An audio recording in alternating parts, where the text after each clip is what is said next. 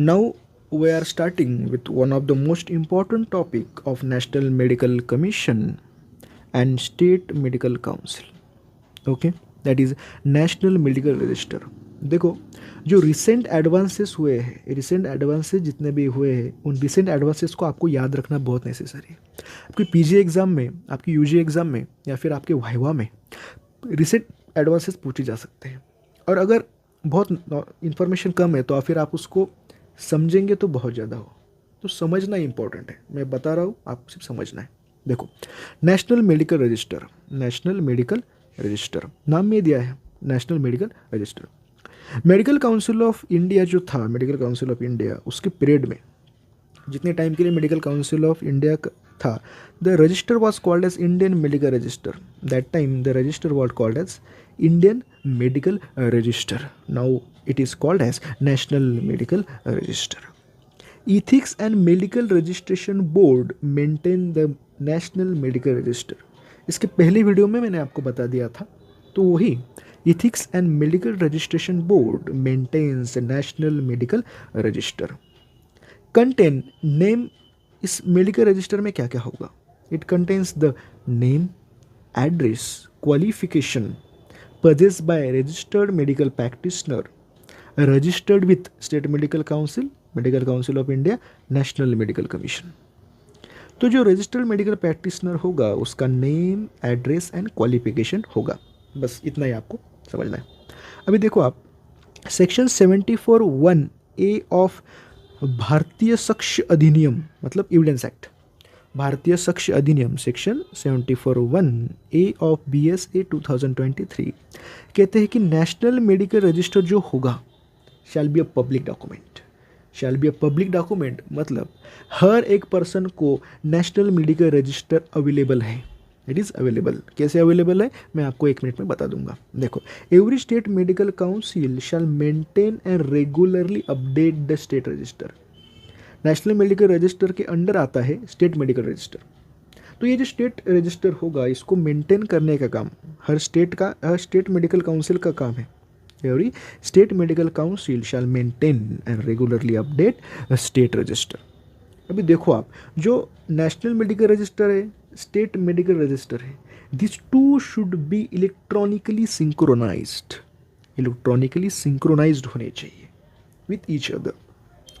National medical register is available to public on website of national medical commission. जो national medical commission की जो website होती है जहाँ पे आप फॉर्म भरते हैं, उसी नेशनल मेडिकल कमीशन के वेबसाइट पे आपको नेशनल मेडिकल रजिस्टर अवेलेबल है। What is the website? It is www.nmc.org.in, www.nmc.org.in। अभी देखो आप, नेशनल मेडिकल रजिस्टर, इसमें क्या क्या होगा, डॉक्टर की क्या क्या इंफॉर्मेशन आपको मिलेगी। Registration number, name, father's name, date of registration, place of working means the hospital where the doctor works, medical qualification, the doctor have taken the medical qualification, MBBS हुआ है, BAMS हुआ है, BHMS हुआ है and BDS हुआ है, हर एक चीज़। Speciality, उसकी स्पेशलिटी क्या है, उसने PG किया है, उसने सुपर स्पेशलिटी किया है। Year of passing, in which year the doctor got pass. University, किस यूनिवर्सिटी से उसने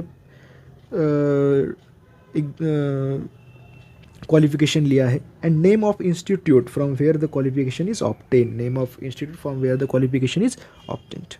नाउ अभी समझो, अगर a person qualifies national exit test, अभी नेशनल एग्जिट टेस्ट, अगर किसी डॉक्टर ने नेशनल एग्जिट टेस्ट पास कर दी है and national exit test pass कर ली है एंड उसका नाम अगर the name and qualification national medical register या फिर स्टेट मेडिकल रजिस्टर में उस पर्सन का नाम है, it is enrol in the national medical register, state medical register, then that person, the doctor shall be granted licence to practise medicine. Doctor shall be granted licence to practise medicine. Person recognise in Indian medical registered mentioned under IMC Act 1956, Medical Council of India। अभी समझो, जो Indian medical register होता था, medical council of India जब था तब Indian medical register हुआ करता था। अगर उसमें किसी डॉक्टर का नाम है, person is recognise in Indian medical register, Indian medical register was maintained by medical council of India 1956, तो shall be enrolled in medical council register under the national medical register under NMC act. आप समझ रहे हैं, अगर कोई doctor बहुत पहले उसने एमबीबीएस किया है, उसने पढ़ाई की है और उसका नाम इंडियन मेडिकल रजिस्टर में हुआ करता था, तो बाय द रूल उस पर्सन का नाम नेशनल मेडिकल रजिस्टर में लिया जाएगा, नेशनल मेडिकल रजिस्टर में लिया जाएगा अंडर एनएमसी एक्ट 2019। अभी समझो, आप जो फॉरेन मेडिकल ग्रेजुएट्स होते हैं, after completion of NEXT exam, after completion of national exit test can be enrolled in national medical register. अगर आप नेशनल मेडिकल रजिस्टर में इनरोल हो जाते हैं, then you get a licence to practise medicine in India, licence to practise medicine in India. तो after completion of NEXT can be enrol in national medical register. Okay, thank you.